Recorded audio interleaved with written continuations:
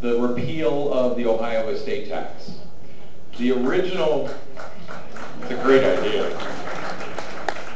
The original packets we gave out last month were rather large, meaning you had to get a lot of signatures before you can get them back.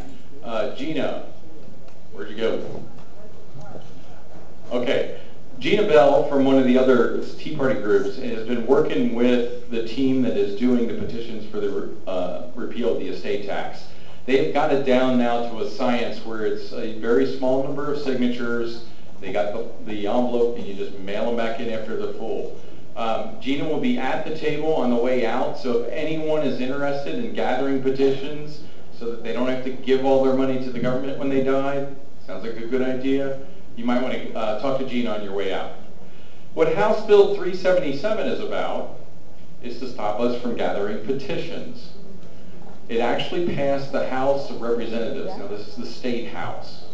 I will say we have trouble with another Dree House. Denise did sponsor the bill and vote for it. And essentially what it's doing is saying that in order to gather a petition, you need to be licensed by the state. The odds are pretty high they won't license us. Anyway, I wanted to go through more detail than that. So what I have here tonight is Representative Bob Mecklenburg and a candidate for upcoming election, Mike Robinson. And they're going to give us a quick background on what this is and what it means and what we can do about it.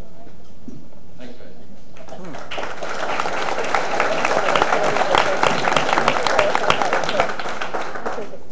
Well, it's good to be back. I've been out every month for quite a few months, all the way from La Rosa's Boudneau, which was quite some months ago. And this is, what a crowd. This is fantastic. We're growing every single month. And I consider myself a Tea Partier. I have the sign.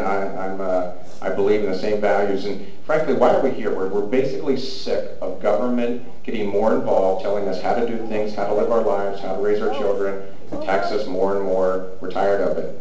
And House Bill 377 does exactly that. It just intrudes and makes it harder for us to have democracy, and people are fed up. And like George said, this bill speaks directly to the Tea Party. It talks about there's a great movement across America. You guys are that great movement, and you should be proud of it, and we're going to make a difference. House Bill 377 passed the House of Representatives along partisan lines, clearly within days of the healthcare overhaul on the national level. Do you think that that was a coincidence?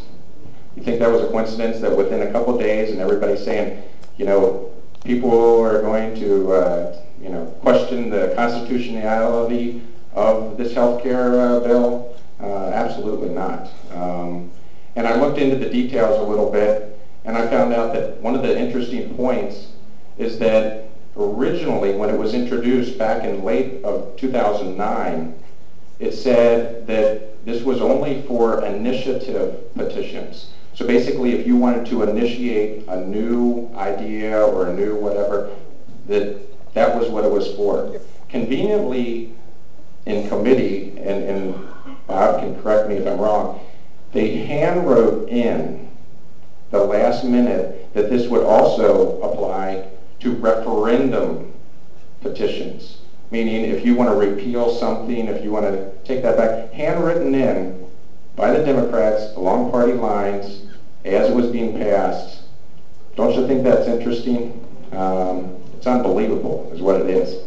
And you know, I started to research, I started to look into it. I talked to some people up in Columbus, and one of the guys I talked to is standing next to me, and I thought, you know, who better to get but someone that has firsthand knowledge of what's going on. So talk a little bit about this. State Rep in the 30th House District, Bob Mecklenburg.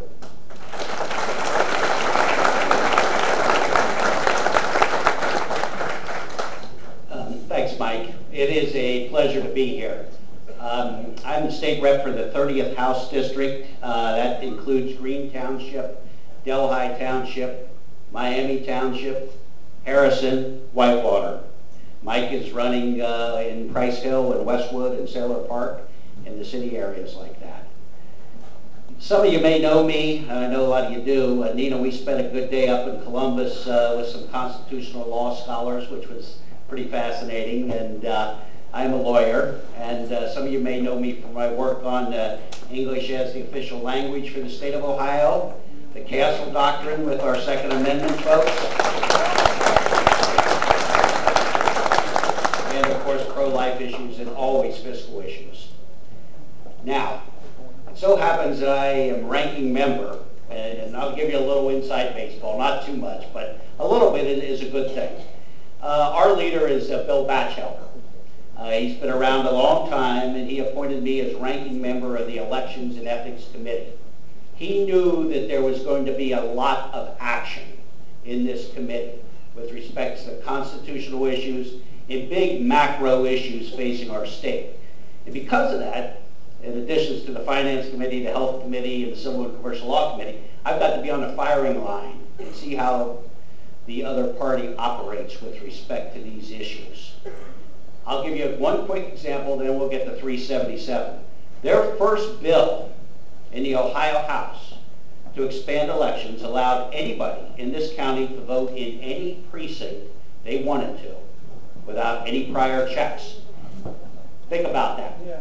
Think about that. There's no geography, you're not based, you can vote in any county you want to, up to the day of election. So obviously there's no way of checks and balances and being able to find out who's voting 2 and 3 and 4 times and whether they're really residents or even citizens for that sake.